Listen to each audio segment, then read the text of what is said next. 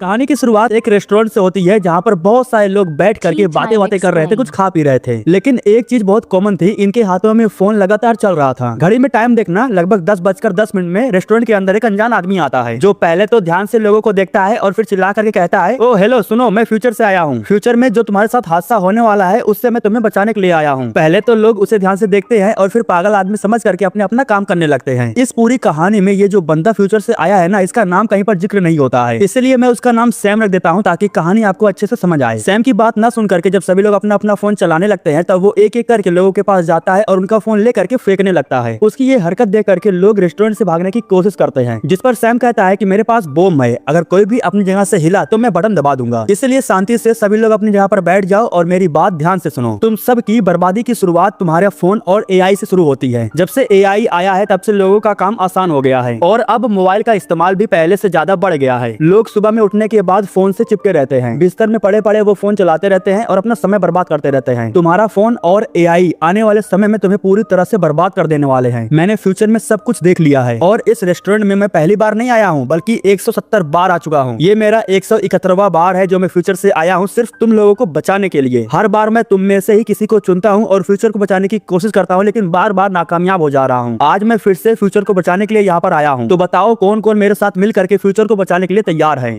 जो मेरे साथ मिल करके फ्यूचर को बचाना चाहता है वो अपना हाथ उठाओ। भाषण खत्म हो जाने के बाद सब साइलेंट थे, कोई भी हाथ नहीं उठाता, क्योंकि अभी भी सबको यही लग रहा था कि ये बंदा पूरी तरह से सटिया गया है और ऐसी वैसी बातें कर रहा है। हालांकि वो एक बार फिर से पूछता है कि फ्यूचर को बचाने के लिए मेरा साथ कौन देने वाला है। तभी कोने में बैठी हुई सुसैन नाम की एक लड़की अपना हाथ उठाती है। इसके बाद जब कोई और नहीं खड़ा होता है तब सैम खुद लोगों को चुनना शुरू करता है। वो स्कॉट नाम के एक बंदे को चुनता है। इसके बाद वो एक कपल को चुनता है जिनका नाम था मार्क और जेनेट। उसी समय एक पुलिस वाला खुद खड़ा हो जाता है, उसका नाम था टॉमी, और वो कहता है कि मैं भी चलूंगा। तभी अचानक से इंग्रिड नाम की एक लड़की खड़ी होती है जो काफी मायूस लग रही थी। वो सैम से कहती है कि मैं भी चलना चाहती हूँ, लेकिन पता नहीं क्यों सैम कहता है कि नहीं नहीं तुम बैठ जाओ, कोई तो वजह होगी, वो तो हमें कहानी में आगे पता चलेगा। इसके बाद वो एक मोटी औरत को चुनता है जिसका नाम था अमीलिया, और वो बेचारी यहाँ पर सिर्फ पाई खाने के लिए आई थी। तभी अचानक से मेज पर से एक बोतल नीचे गिर पड़ती है और वो बोतल इंग्रिड की तरफ इशारा करती है, जिसके बाद वो इंग्रिड से कहता है कि चलो ठीक है तुम भी आ जाओ। इस तरह से सैम को लेकर के इनके टीम में लगभग 8 लोग हो जाते हैं। पता नहीं वो कौन था, लेकिन किसी ने पुलिस के पास कॉल कर दिया था और रेस्टोरेंट के बाहर ढेर सारी पुलिस आकर के पहुंच गई थी। जिसके बाद सैम इन लोगों से कहता है कि हम आगे के रास्ते से नहीं जा सकते हैं, हमें पीछे वाले रास्ते से निकलना होगा। वो इन लोगों को पीछे वाले रास्ते पर लेकर के जाने लगता है। बिल्कुल इसी जगह पर सीन शिफ्ट होता है और हमें कुछ दिन पहले का सीन दिखाया जाता है। इस सीन में हम मार्क और जेनेट को देखते हैं। जेनेट जिस कॉलेज में पढ़ाती थी उसी कॉलेज में मार्क पढ़ाने के लिए आया था और आज उसका पहला दिन था। जब वो क्लास में पढ़ाने के लिए जाता है तब उसे मालूम चलता है कि क्लास के सारे बच्चे फोन में बिजी हैं। जब वो बच्चों से किताब निकालने के लिए कहता है तब बच्चे कहते हैं कि ये किताब तो हम अपने फोन में भी पढ़ सकते हैं। वो कोशिश तो करता है लेकिन कोई भी बच्चा अपना फोन नहीं छोड़ता। लंच टाइम में वो बच्चों की हरकतों के बारे में अपने दोस्तों को बताता है। तब उसके दोस्त उसे बताते हैं कि ये कोई बड़ी बात नहीं है। उसका दोस्त उसे एक डिवाइस के बारे में बताता है। वो बताता है कि इससे तुम बच्चों का फोन जैम कर सकते हो। जब उनका फोन बंद हो जाएगा तब वो तुम्हारी बात मानेंगे। कई टीचर इस डिवाइस का इस्तेमाल भी करते हैं। अगले दिन मार्क जब बच्चों का क्लास ले रहा था तब वो देखता है कि सारे बच्चे फिर से फोन में बिजी हैं। जिसके बाद वो भी किताब को फेंक देता है और क्लास में चक्कर लगा करके देखने लगता है कि आखिर बच्चे लोग फोन में देख क्या रहे हैं। तब वो देखता है कि सभी बच्चे सिर्फ रील को स्क्रॉल कर रहे हैं। वीडियो को ध्यान से देखते हुए मार्क भी उसकी तरफ अट्रैक्ट हो जाता है। वो खुद को रोक नहीं पाता, वो एक बच्चे का फोन टच कर देता है। टच करते ही अचानक से कई सारे बच्चों का फोन बंद हो जाता है और उनमें कोई एनिमेशन चलने लगता है, जिसकी वजह से क्लास के सारे बच्चे मार्क से नाराज हो जाते हैं। सिर्फ उसके क्लास के बच्चे नहीं बल्कि पूरे कॉलेज के बच्चे उसके पीछे पड़ गए थे। भागते हुए एक कमरे में जाकर के वो खुद को बंद कर लेता है। इसी कमरे में जेनेट भी थी और वो उसे बताता है कि सारे बच्चों को पता नहीं क्या हो गया है, सारे बच्चे फोन लेकर के मेरे पीछे आ रहे हैं। ऐसा लग रहा है जैसे कि उन्हें कोई कंट्रोल कर रहा है। जेनेट को अभी भी उसकी बातों पर विश्वास नहीं हो रहा था। तभी अचानक से सारे बच्चे दरवाजे को तोड़ करके अंदर आ जाते हैं, जिसकी वजह से मार्क और जेनेट को यहाँ से भागना पड़ जाता है। वो भाग करके एक क्लास में जाते हैं जहाँ वो कुछ ढूंढने लगते हैं जिससे वो अपनी जान बचा सके। तब इन्हें वो जैमर मिलता है। दरवाजे को तोड़ करके जैसे ही सारे बच्चे अंदर आते हैं तभी मार्क और जेनेट जैमर को उनकी तरफ करके चला देते हैं। अचानक से सारे बच्चे नॉर्मल हो जाते हैं। उनका फोन अचानक से बंद होकर के जमीन पर गिर पड़ता है, लेकिन कुछ समय के बाद फिर से फोन चालू हो जाता है और सारे बच्चे फिर से वैसे ही हो जाते हैं। इसके बाद जेनेट और मार्क को जैसे ही मौका मिलता है तो वो भाग करके कॉलेज के बाहर आ जाते हैं। बाहर के साइड में जितने भी बच्चे थे वो भी इनके पीछे पड़ जाते हैं। दोनों जल्दी से कार में बैठ करके यहाँ से निकल जाते हैं। इतना दिखाने के बाद सीन शिफ्ट होता है प्रेजेंट टाइम में, जब सैम अपनी टीम को लेकर के पीछे वाले रास्ते से निकलने वाला था। लेकिन दिक्कत की बात ये थी कि पीछे वाले रास्ते पर भी पुलिस वाले खड़े थे। इंग्रिड जाने की कोशिश करती है लेकिन सैम उसे रोक देता है। सैम को मालूम चलता है कि टॉमी के पास गन है और वो एक पुलिस वाला है, हवलदार ही सही लेकिन पुलिस वाला तो है। वो टॉमी से कहता है कि तुम एक दिन बहुत ही बड़े पुलिस ऑफिसर बनोगे, तुम अपने दोस्तों की रक्षा करोगे, तुम्हें मिसाल के तौर पर जाना जाएगा, तुम एक पुलिस वाले हो, तुम बाहर जा करके उनसे बात करके मामला सलटा सकते हो। टॉमी बेचारा बड़ी बड़ी बातों में आकर के बाहर जाने के लिए तैयार हो जाता है। जैसे ही वो बाहर जाता है तो कुछ ही समय के बाद धड़ाधड़ गोलियां चलने की आवाज आती है, मतलब कि वे लोग टॉमी को मार देते हैं। सैम कहता है कि इस रास्ते से हम नहीं जा सकते हैं, सभी लोग मेरे पीछे आओ। वो इन्हें अंदर लेकर के जाता तो है लेकिन अब उसे रास्तों के बारे में कुछ भी नहीं पता था। उसी समय सुसैन उसे बताती है कि यहाँ के दफ्तर में एक सीक्रेट दरवाजा है जो हमें बेसमेंट में लेकर जाएगा, जिस पर सैम कहता है कि मैं यहाँ पर सैकड़ों बार आ चुका हूँ, यहाँ पर ऐसा कोई दरवाजा नहीं है। वैसे इनके पास और कोई ऑप्शन नहीं था, इसलिए सुसैन की बात मान करके ये लोग दफ्तर में जाते हैं, जहाँ पर इन्हें सच में एक सीक्रेट दरवाजा दिखाई देता है जो बेसमेंट की तरफ जा रहा था। लेकिन सोचने वाली बात ये थी कि इस दरवाजे के बारे में सुसैन को कैसे पता, जबकि वो यहाँ पर पहली बार आई थी। खैर, इसके आगे बढ़ने से पहले सैम इन लोगों से इनका फोन मांग लेता है। वो एक एक करके इन सभी से इनका फोन ले लेता है और पानी से भरे हुई बाल्टी में फेंक देता है। हालांकि इससे लोग नाराज तो होते हैं लेकिन वो बम को दबा देने की धमकी देता है, इसलिए सभी लोग शांत हो जाते हैं। उसके कहने पर सभी लोग बेसमेंट की तरफ आगे बढ़ते हैं। नीचे के साइड में इन्हें एक सीक्रेट दरवाजा दिखाई देता है। इस दरवाजे से सभी लोग आगे बढ़ने लगते हैं, लेकिन तभी यहीं पर सीन शिफ्ट होता है और हमें कुछ दिन पहले सुसैन को दिखाया जाता है। यहाँ पर हमें मालूम चलता है कि उसका बेटा जिस गवर्नमेंट स्कूल में पढ़ रहा था वहाँ पर फायरिंग हुई थी और इस फायरिंग में उसने अपने बेटे को भी खो दिया था। सिर्फ उसका बेटा ही नहीं बल्कि बहुत से बच्चे मारे गए थे। फॉर्म वगैरह फिल करना था, इसलिए उसे पुलिस स्टेशन में बुलाया गया था। जब वो स्टेशन में बैठी हुई थी तो उसी वक्त यहाँ पर कुछ और भी औरतें आती हैं। इन औरतों ने भी उस फायरिंग में अपने बच्चों को खोया था। सुसैन को उदास देख करके औरतें उससे पूछती हैं कि ये तुम्हारा पहली बार था। यह सुन करके उसे कुछ समझ में नहीं आता। इसके बाद औरतें ये भी बताती है कि उन्होंने अपने बच्चे को फायरिंग में कई बार खोया है। सुसैन को अभी भी कुछ समझ में नहीं आ रहा था, इसलिए औरतें उसे एक कार्ड देती हैं और उससे कहती हैं कि इस एड्रेस पर चले जाना, तुम्हारा सारा दुख दूर हो जाएगा, क्या पता तुम्हें तुम्हारा बच्चा वापस मिल जाए। सुसैन को अभी भी इनकी बातें समझ में नहीं आ रही थी। वो सीधा अपने घर पर जाती है, अपने बेटे के कमरे में जा करके उसके सामानों को देख करके उसे याद करके रोने लगती है। तभी उसे उन औरतों की कही हुई बात याद आती है। वो उस कार्ड को देखती है और फिर उसके कंपनी में जाती है। जैसे ही वो अंदर जाती है तभी उसकी मुलाकात एक स्टाफ से होती है। वो सुसैन से पूछता है कि क्या वो यहाँ पर पहली बार आई है। तब वो कहती है कि हाँ, उसका बेटा फायरिंग में मारा गया। जिस पर स्टाफ कहता है कि फिक्र मत कीजिए, यहाँ पर आपको आपका बेटा मिल जाएगा। इतना सुन करके सुसैन को खुशी तो होती है लेकिन वो आश्चर्य में भी थी। तब स्टाफ उसे बताता है कि हमारी कंपनी AI ह्यूमन बॉडी बनाती है, हम बिल्कुल आपके बेटे के जैसा बॉडी बना सकते हैं। आप जो जो चीजें उसके अंदर चाहती हैं हम उसके अंदर वो चीजें डाल सकते हैं। बस आपको बताना होगा कि आपके बेटे के अंदर क्या कमियां है, क्या खासियत है, क्या करता है और क्या नहीं करता। आपके दिए हुए डाटा से हम आपके लिए आपका बेटा बनाकर तैयार करेंगे। सुसैन काफी खुश थी क्योंकि उसे हर हाल में अपना बेटा चाहिए था। स्टाफ उसे ये भी बताता है कि इसमें खर्चा तो लगता है लेकिन आपका बेटा गवर्नमेंट स्कूल में मारा गया तो इसीलिए इसका खर्चा गवर्नमेंट उठाएगी। थोड़ा बहुत जो खर्चा लगेगा वही आपको देना होगा। इसके बाद सुसैन अपने बेटे की खासियत और कमियां उसे बताती है। सब कुछ रेडी हो जाने के बाद वो वेटिंग रूम में जा करके आराम करने लगती है। कुछ समय के बाद उसका बेटा डैरेन उसके सामने आता है जो उसके बेटे का हूबहू क्लोन था। अपने बेटे को वापस पा करके वो बहुत खुश थी। वो उससे ढेर सारी बातें करती है, बदले में वो उसे जवाब भी दे रहा था। यहाँ पर सुसैन एक चीज नोटिस करती है, उसके बेटे के गर्दन पर एक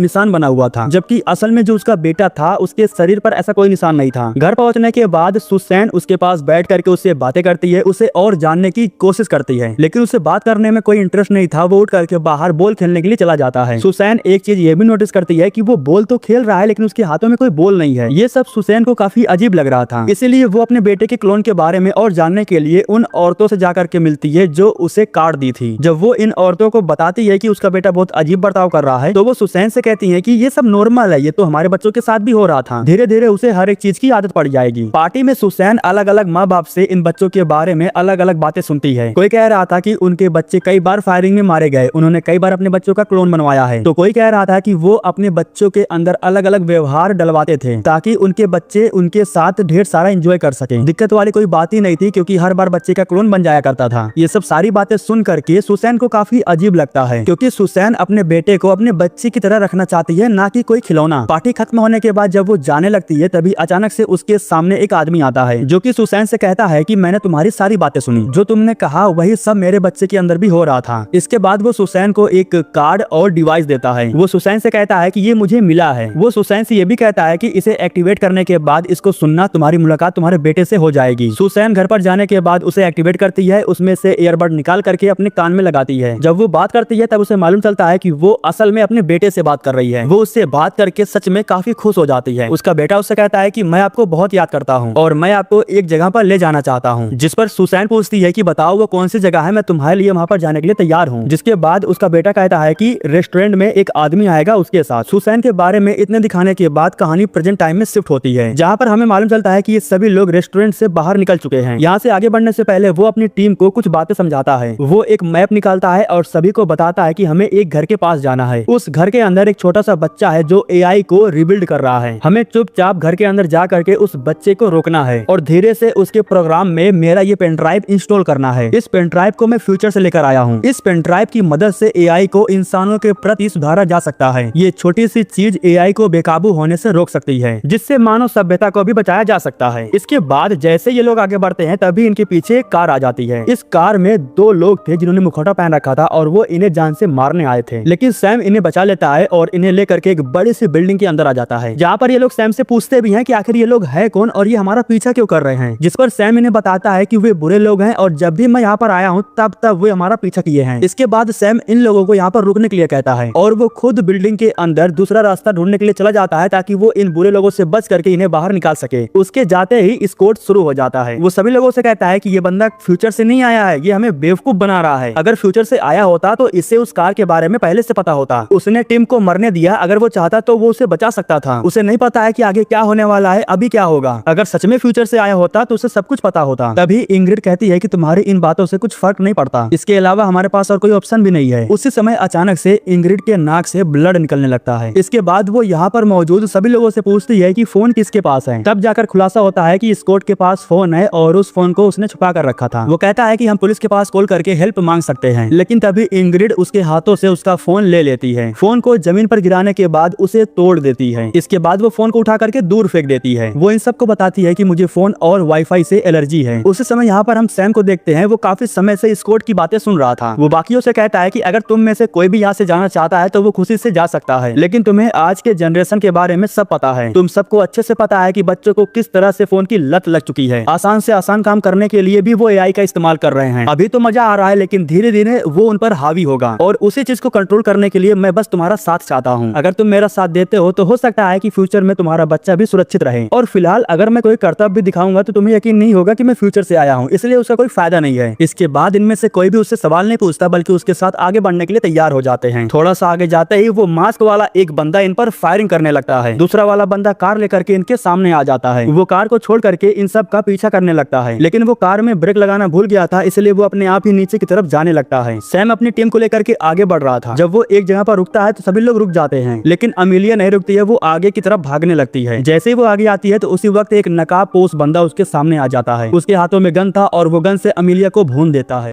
सभी लोग यहाँ से वापस भागते हैं, लेकिन बिल्डिंग से बाहर निकलने का कोई रास्ता नहीं था। जिसके बाद सैम इन सभी लोगों से कहता है कि हमें ऊपर से कूदना होगा, इसके अलावा हमारे पास और कोई ऑप्शन नहीं है। शुक्र था कि नीचे एक कचड़े का बॉक्स था जिसमें कुछ सामान वगैरह पड़ा हुआ था, इसलिए नीचे कूदने पर इन सबको चोट नहीं आती। ये सभी लोग बॉक्स में गिरते हैं और उसी में फंस जाते हैं। अब दिक्कत की बात ये थी कि एक नकाबपोश गन लेकर के इनके ठीक ऊपर आ जाता है। इन सबको खत्म करने के लिए वो गन को रिलोड करता है, लेकिन एक बात ये भी ध्यान देना, जिस कार में ये लोग ब्रेक लगाना भूल गए थे वो धीरे धीरे नीचे की तरफ आ रहा था। वो नकाबपोश से आकर के भिड़ जाता है और मौके पर ही उसकी मौत हो जाती है। लेकिन तेजी से कार टकराने की वजह से दीवार पर दरार आ जाती है। दीवार टूट करके नीचे गिरने वाला था, इसलिए सभी लोग यहाँ से भागने लगते हैं। लेकिन इंग्रिड कहीं नहीं जाती, वो ठीक उसके नीचे खड़ी थी। वो तो शुक्र था कि सैम मौके पर खड़ा था जो इंग्रिड को धक्का दे करके उसे बचा लेता है, लेकिन इसके बाद वो उस पर बहुत नाराज हो जाता है, उसे डांटता भी है। खैर इसके बाद सैम इन सभी को लेकर के आगे बढ़ता है, लेकिन आखिर इंग्रिड की सच्चाई क्या है ये जानने के लिए हमें एक बार फिर से पीछे जाना होगा। सीन शिफ्ट होता है और हम इंग्रिड को देखते हैं जब वो बिल्कुल छोटी थी। जांच के बाद उसके माता पिता को पता चला कि उससे टेक्नोलॉजी से एलर्जी है। वो किसी भी टेक्नोलॉजी वाले सामान के कांटेक्ट में नहीं जा सकती। बड़े होने के बाद उसे एक काम मिला, वो परी बन करके बच्चों के जन्मदिन को सेलिब्रेट करने के लिए जाया करती थी। एक दिन उसकी मुलाकात एक पिज्जा बॉय से होती है जो फोन वगैरह नहीं चलाता था। पहली नजर में इन दोनों को एक दूसरे से प्यार हो जाता है। दोनों रिलेशनशिप में आ जाते हैं। लगभग 6 महीने बाद एक हाउस को रेंट पर लेकर के दोनों एक साथ रहने लगते हैं। दोनों के बीच में सब कुछ काफी अच्छा चल रहा था, लेकिन एक दिन इनके दरवाजे पर कोई पार्सल छोड़कर जाता है। इस पार्सल के अंदर एक VR वीडियो गेम था। इंग्रिड को इससे एलर्जी था, वो इस चीज को ऑन नहीं कर सकता था, जिस पर वो कहता भी है कि तुम्हारे जाने के बाद मैं इसे ऑन करूंगा और इस्तेमाल करने के बाद वापस मैं इसे फेंक दूंगा। इसके बाद वो VR वीडियो गेम को देखने लगता है और इंग्रिड अपने काम पर चली जाती है। आज के दिन जब वो एक बच्चे का जन्मदिन सेलिब्रेट कर रही थी तब उसे मालूम चलता है कि इन्हीं में से एक बच्चा फोन चला रहा है। फोन के कांटेक्ट में आते ही कुछ समय के बाद उसके नाक से ब्लड निकलने लगता है। ब्लड को देखते ही यहाँ पर मौजूद जितने भी बच्चे थे वो डर जाते हैं। इंग्रिड भी काम छोड़ करके वापस घर चली जाती है। है, जहाँ पर उससे मालूम चलता है कि उसका बॉयफ्रेंड अभी भी उस VR गेम को देख रहा है। वो आवाज भी लगाती है लेकिन वो कोई जवाब नहीं देता, इसलिए वो सोने के लिए चली जाती है। आधी रात को एक आवाज की वजह से उसकी आंख खुल जाती है। तब उसे मालूम चलता है कि उसका बॉयफ्रेंड आधी रात को दबाकर खा रहा है। वो उससे पूछती भी है कि आखिर बात क्या है, तुम ठीक तो हो? तब उसका बॉयफ्रेंड उसे कहता है कि मैंने एक ऐसी दुनिया देखी जो असल दुनिया से बिल्कुल अलग है और वो बहुत ही अच्छा है। उसे देखने के बाद ऐसा लग रहा था कि वो दुनिया सिर्फ मेरे लिए बनी है। अगर इससे भी बेहतर दुनिया हमारे लिए बनाई गई है तो हम इस दुनिया में क्या कर रहे हैं? हमें उस दुनिया में चल करके अपनी आगे की जिंदगी जीनी चाहिए। फिलहाल इस समय इंग्रिड को बिल्कुल भी समझ में नहीं आ रहा था कि वो आखिर क्या बक रहा है। अगले दिन जब इंग्रिड काम पर से वापस घर आती है तब वो देखती है कि उसका बॉयफ्रेंड काफी अच्छे तरीके से उससे बात कर रहा है। व्यवहार से ऐसा लग रहा था जैसे कि वो बिल्कुल ठीक हो गया है, लेकिन वो ठीक नहीं हुआ था। वो बस उससे कुछ बात करना चाहता था। वो इंग्रिड को बताता है कि मैंने उस दुनिया में जाने का फैसला किया है। वो दुनिया सिर्फ मेरे लिए ही बनी है, वहाँ पर किसी भी चीज की कोई दिक्कत नहीं है। मेरे जाने के बाद तुम मेरा सारा सामान अपने पास रख सकती हो। इतना कहने के बाद जब वो जाने लगता है तब इंग्रिड उसे रोकने की पूरी कोशिश करती है और उससे कहती भी है कि तुम्हारा किसी ने ब्रेन वॉश कर दिया है, आखिर तुम्हें हो क्या गया है और तुम मुझे छोड़कर कहाँ जा रहे हो? लेकिन वो इंग्रिड की एक भी बात नहीं सुनता, वो उसे छोड़कर चला जाता है। तो ये थी इंग्रिड की कहानी जो उसके साथ हुआ था।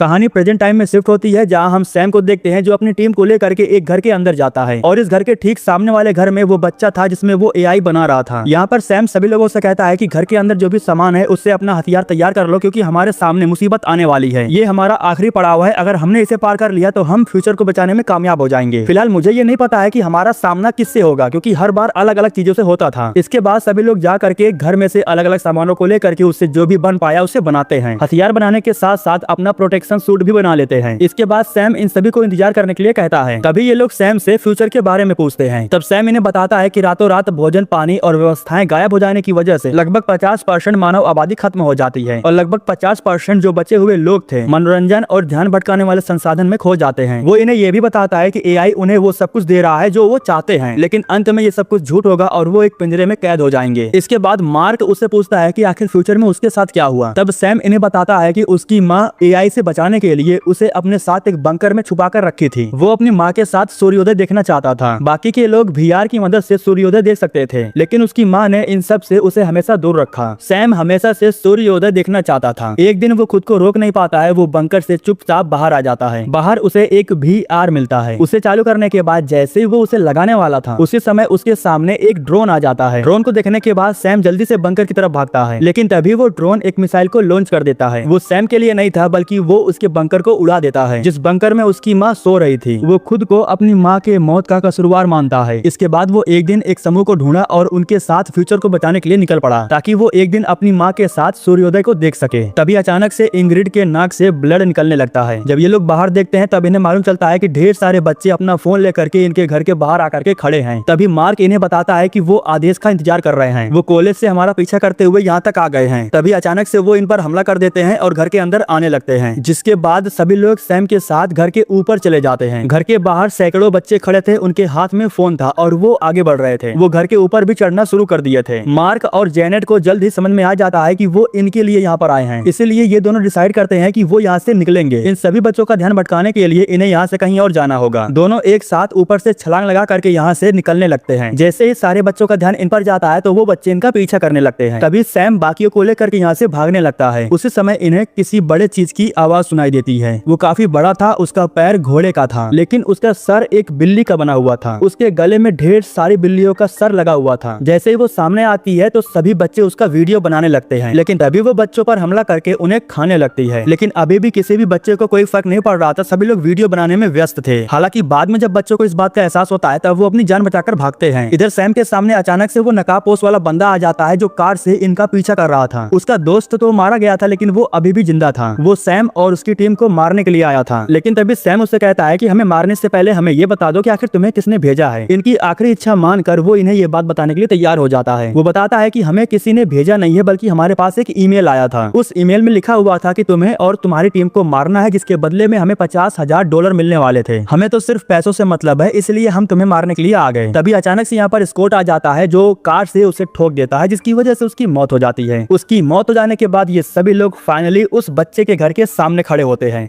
यहाँ सैम एक बार फिर से इन सबको बताता है कि हमें चुपचाप अंदर जा करके ये पेन ड्राइव प्रोग्राम में इंस्टॉल करना है। मैं कभी भी किसी भी टीम के साथ यहाँ तक नहीं पहुँच पाया, लेकिन तुम सबके साथ मैं यहाँ तक पहुँच पाया और लग रहा है कि अब मैं कामयाब हो जाऊंगा। इसके बाद जैसे ही सैम बेल रिंग को बजाता है तो उसी समय सुसैन का बेटा उससे बात करने लगता है। दरअसल वो अपनी माँ से कुछ कहना चाहता था, लेकिन तभी सैम उस पर भड़क जाता है क्योंकि उसे ऐसा लग रहा था कि वो किसी के साथ मिली हुई है, वो उसे धोखा दे रही है। हालांकि सुसैन उसे डिवाइस दिखाती है और बताती है कि वो अपने बेटे से बात कर रही है। काफी समय पहले उसके बेटे की मौत हो चुकी है और वो इस डिवाइस से अपने बेटे से बात करती है। तभी अचानक से घर का दरवाजा खुलता है और अंदर से एक महिला बाहर निकलती है। महिला को देखते ही ये लोग उससे कहते हैं कि हम क्रिस से मिलने के लिए आए हैं, हम उसके स्कूल से हैं। स्कूल में नाटक हो रहा था तो ये सब कुछ उसी का हिस्सा है। इसके बाद वो इन सबको लेकर के घर के अंदर जाती है, जहाँ पर इनकी मुलाकात उसके हस्बैंड से होती है। लेकिन सैम को इन सब पर डाउट हो रहा था। वो इन पर गन तान देता है और इनसे कहता है कि तुम लोग नाटक कर रहे हो, सच बताओ तुम लोग कौन हो और क्रिस कहाँ पर है। इस घर को भी प्रॉम्प्ट से बनाया गया है। हालांकि वो दीवार को तोड़ता भी है और वो टूट जाती है। सैम कहता है कि तुम्हारी सच्चाई सामने आ चुकी है, सच बताओ तुम कौन हो। उसी समय जो आदमी था वो इस कोट पर हमला कर देता है। इसके बाद वो आदमी सैम को मारने के लिए टेबल पर रखा हुआ चाकू उठाता है। वो उसे मारने के लिए जैसे ही आगे बढ़ता है तभी सैम उसे गन से शूट कर देता है। मौके पर ही उसका काम तमाम हो जाता है। महिला घबरा चुकी थी। वो सैम को बताती है कि हम सब यहाँ पर सिर्फ काम कर रहे थे, हमने तो आज तक उस बच्चे को देखा भी नहीं है। इसके बाद वो जल्दी से यहाँ से भाग जाती है। सैम अपनी टीम को लेकर के ऊपर जाता है क्योंकि उसे ये पता था कि वो बच्चा ऊपर के कमरे में है। लेकिन ऊपर जाने के बाद इन्हें मालूम चलता है कि यहाँ पर तो कोई कमरा है ही नहीं। तभी इन्हें नीचे से एक डिवाइस की आवाज सुनाई देती है। वो घर को क्लीन करने वाला एक डिवाइस था जो नीचे दीवार के अंदर घुस जाता है। इसके बाद सैम को पता चल जाता है कि इस दीवार के पीछे कोई कमरा है जो छुपा हुआ है। इसके बाद जब ये सभी लोग अंदर जाते हैं तब इन्हें वो कमरा दिखाई देता है जिस कमरे में क्रिस बैठ करके एआई को बना रहा था। रेडिएशन की वजह से इंग्रिड को काफी तकलीफ होने लगती है। वो अंदर नहीं जा पाती। वो गलियारे में ही रुकने का फैसला करती है। सैम उस बच्चे से बात करता है और उससे बताता है कि वो फ्यूचर से आया है, उसे उन्नत एआई प्रोटोकॉल से भेजा गया है। लेकिन क्रिस प्रोग्रामिंग करने में बिजी था, वो उसकी बातें नहीं सुन रहा था। जिसके बाद सैम उसे रोकने के लिए, उससे बात करने के लिए ऊपर जाता है। उसे रोकने के लिए वो बार बार उसे आवाज लगाता है, उसका ध्यान भटकाता है। हालांकि वो इस चीज में कामयाब भी हो जाता है, लेकिन वो सैम को देखने के बाद काफी जोर से चिल्लाता है, जिससे सैम डर जाता है और वो उस बच्चे के मुंह पर जोरदार पंच मार देता है। वो बच्चा लुढ़कते हुए ऊपर से नीचे गिर जाता है। दोनों जल्दी से भाग करके नीचे आते हैं और उस बच्चे को होश में लाने की कोशिश करने लगते हैं। कई बार कोशिश करने के बाद जब वो होश में नहीं आता तभी अचानक से छोटे छोटे रोबोट एक्टिवेट होकर के इनकी तरफ आने लगते हैं। इन सब को रोकने के लिए सैम उस बच्चे को उठाता है और वापस उसे लेकर के ऊपर जाने लगता है। जैसे ही वो स्क्रीन के सामने बैठता है तभी अचानक से उसकी आंख खुल जाती है और वो फिर से प्रोग्रामिंग करने लगता है। यहाँ सुसैन को उस बच्चे के गर्दन पर बिल्कुल वैसा ही निशान दिखाई देता है जैसा उसके बेटे के क्लोन पर था। वो इसका मतलब समझ जाती है और सैम को बताती है कि ये एआई को नहीं प्रोग्राम कर रहा है बल्कि कोई इससे करवा रहा है। हमें इसे नहीं बल्कि इस कमरे को रोकना होगा। इसके बाद सैम अपने पेन ड्राइव को कमरे में अलग अलग जगह पर लगाने लगता है, लेकिन कहीं पर लगता नहीं है। तभी सुसैन का बेटा उससे बात करने लगता है। वो उससे बताता है कि उस पेन ड्राइव को मेरे डिवाइस में लगाओ, मैं उसे ठीक कर सकता हूँ। जिसके बाद वो सैम से कहती है कि वो अपना पेन ड्राइव इस डिवाइस में लगाए, लेकिन सैम ऐसा करने के लिए तैयार नहीं होता है। लेकिन तभी सुसैन उससे बताती है कि मेरा बेटा सही कह रहा है, तुम बस पेन ड्राइव को लगाओ, वो सब कुछ ठीक कर देगा। सुसैन के कहने पर वो उस डिवाइस में पेन ड्राइव को लगा देता है, लेकिन अब इस डिवाइस को भी इस कमरे के वायर से कनेक्ट करना था। सैम एक वायर को लेता है और उसे जैसे ही उस डिवाइस में कनेक्ट करने वाला था तभी अचानक से एआई उस पर भड़क जाती है। वो इन्हें रोकने के लिए अचानक से कमरे के सारे सामान को हवा में उड़ाने लगती है। उसी समय क्रिस जैसे ही इंटर बटन को दबाता है तभी कमरे में मौजूद हर एक वायर हवा की तरह उड़ने लगता है। ये दोनों दीवार से जाकर के चिपक जाते हैं। इन दोनों को रोकने के लिए वायर इनके हाथ पैर को पकड़ लेते हैं। इसके बाद छोटे छोटे रोबोट इनकी तरफ आगे बढ़ने लगते हैं। इनमें से एक रोबोट को सैम का गिरा हुआ चाकू दिखाई देता है। वो उस चाकू को उठाता है और उसे लेकर के सैम की तरफ आगे बढ़ने लगता है। वो चाकू से सैम पर हमला कर देता है। तभी क्रिस और भी तेजी से एआई को प्रोग्राम करने लगता है। सैम समझ चुका था कि उसका मिशन फेल हो चुका है। वो बटन को दबा करके फिर से यहाँ से गायब होने वाला था। फ्यूचर को बचाने का मिशन वो फिर से रीस्टार्ट करने वाला था, लेकिन तभी यहाँ पर इंग्रिड की एंट्री होती है। वो उस डिवाइस को लेकर के आगे बढ़ती है और हवा में उड़ते हुए एक केबल को पकड़ लेती है। अब बस उस केबल को डिवाइस से कनेक्ट करना था, लेकिन क्रिस उसे ये काम आसानी से नहीं करने देता। वो उसे अपने साथ लेकर के एक अलग दुनिया में जाता है जहाँ पर इंग्रिड पूरी तरह से बिल्कुल ठीक हो चुकी थी। क्रिस उसे बताता है कि एआई के जरिए तुम्हारी हर एक बीमारी का इलाज हो सकता है, तुम खुद को ठीक कर सकती हो और अपने आप को बेहतर बना सकती हो। वो उसे ये भी बताता है कि सैम लगभग 170 बार मुझे खत्म करने के लिए आया, लेकिन उसने कभी भी एक भी बार तुम्हें नहीं चुना क्योंकि वो तुम्हारी जान को जोखिम में नहीं डालना चाहता था, क्योंकि तुम उसकी भी जान हो। सैम तुम्हारा बेटा है, उसका बेटा मर रहा है और वो बार बार वापिस आता रहेगा क्योंकि वो तुम्हारी मौत का जिम्मेदार खुद को मानता है। क्रिस उससे ये भी कहता है कि अगर तुम चाहो तो मैं सैम को वापस से तुम्हारे हवाले कर सकता हूँ। तुम अगर चाहो तो वापस से अपने बेटे को हासिल कर सकती हो, लेकिन इस समय के लिए तुम्हें सैम को जाने देना होगा। अगर तुम अभी के लिए सैम को जाने देती हो तो मैं तुम्हें तुम्हारा बेटा लौटा सकता हूँ। इसके बदले में तुम्हें तुम्हें मेरा साथ देना होगा। जब क्रिस उसे कुछ चीजें दिखाता है तब इंग्रिड को भी अपने बेटे के बारे में कुछ चीजें याद आने लगती हैं, लेकिन इंग्रिड समझ जाती है कि ये वास्तविकता नहीं है, ये बस उसका छलावा है और वो बस उसका ध्यान भटकाना चाहता है। लेकिन इंग्रिड उसकी बातों में नहीं आती है। वो डिवाइस को केबल से कनेक्ट कर देती है, जिसकी वजह से एआई का पूरा प्रोग्राम क्रैश हो जाता है। सब कुछ खत्म हो जाने के बाद सिस्टम एक बार फिर से रिबूट होता है। इसके बाद इंग्रिड भागते हुए सैम के पास जाती है, क्योंकि सच्चाई उसे पता चल गया था। उसे पता चल गया था कि सैम उसका बेटा है। सुसैन जा करके क्रिस को होश में लाती है। इसके बाद ये सभी लोग घर से बाहर आ जाते हैं। घर के बाहर सब कुछ पहले की तरह बिल्कुल ठीक हो चुका था। सुसैन अपने बेटे को देख करके बहुत खुश हो जाती है और अब उसके गर्दन के पास कोई निशान भी नहीं था, यानी कि ये उसका क्लोन नहीं था, ये असल बेटा था। इधर सैम की हालत खराब हो रही थी। इंग्रिड उसे बचाना तो चाहती थी, लेकिन उसके पास समय नहीं था। उसी समय सूर्योदय होता है और ये दोनों एक साथ सूर्योदय होते हुए देखते हैं, जो कि सैम की आखिरी ख्वाहिश थी, अपनी माँ के साथ सूर्योदय होते हुए देखना। इसके बाद सैम कहता है कि मैं तुमसे फिर मिलूंगा। इतना कहने के बाद वो बटन को दबा देता है और फिर अचानक से गायब हो जाता है। इंग्रिड को बिल्कुल भी समझ में नहीं आता कि आखिर सैम ने ऐसा क्यों किया। तभी यहीं पर उसका बॉयफ्रेंड आ जाता है, जो इंग्रिड से माफी मांगता है और उसे कहता है कि अब वो उसके साथ वापस से रहना चाहता है। वो उसे गले लगा लेता है, लेकिन तभी इंग्रिड को एहसास होता है कि कुछ भी ठीक नहीं हुआ है। वो क्रिस को देखती है और फिर सभी को बताती है कि हम अपने मिशन में फेल हो गए, हम कुछ भी ठीक नहीं कर पाए। उसी समय यहाँ पर पुलिस और एम्बुलेंस आ जाती है और वो इंग्रिड को अपने साथ लेकर के चली जाती है। कुछ भी ठीक नहीं हुआ था। पहले की तरह लोग फोन में व्यस्त थे, हर कोई फोन में उसका वीडियो बना रहा था। इसके बाद मूवी के लास्ट सीन में हमें फिर से उसी रेस्टोरेंट को दिखाया जाता है, जहाँ पर सभी लोग बैठ करके अपना फोन चला रहे थे। हर कोई पहले की तरह अपने अपने में व्यस्त था। जब घड़ी में 10:10 होता है तब सैम रेस्टोरेंट के अंदर आता है। इस बार वो सीधे जा करके इंग्रिड से बात करता है। वो उससे यही कहता है कि वो फ्यूचर को बचाने के लिए आया है और वो उसका साथ चाहता है। वो उसे अपनी टीम में शामिल करना चाहता है। इसके बाद वो उसे लेकर के लोगों के सामने जाता है और सभी से कहता है फ्यूचर को बचाने के लिए कौन कौन हमारी टीम में शामिल होना चाहता है। और फिर इसी के साथ ये कहानी यहीं पर खत्म हो जाती है।